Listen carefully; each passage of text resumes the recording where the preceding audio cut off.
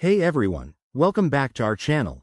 If you're staring at the F3 E5 error code on your Whirlpool washer, don't panic.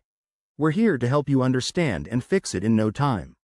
This issue is pretty common in 2025 models, and by the end of this video, you'll know exactly what to do. First off, let's break down what the F3 E5 error means.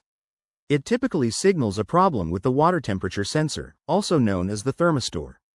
This sensor measures the water temperature in your washer, and if it's malfunctioning, your machine won't heat the water correctly, leading to wash cycle interruptions. Now, what causes this error? The most common culprits include a faulty thermistor that's worn out or damaged, loose or corroded wiring connections, a blocked pressure switch, or even issues with the control board. Sometimes, it's as simple as lint buildup affecting the sensor's performance. To fix this, start with safety.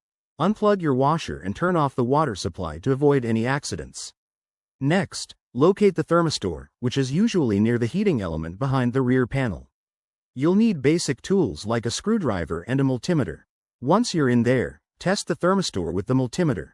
If it doesn't show the correct resistance, check your washer's manual for the exact specs. It's time to replace it.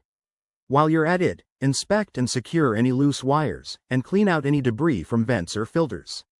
After reassembling, plug everything back in and run a test cycle.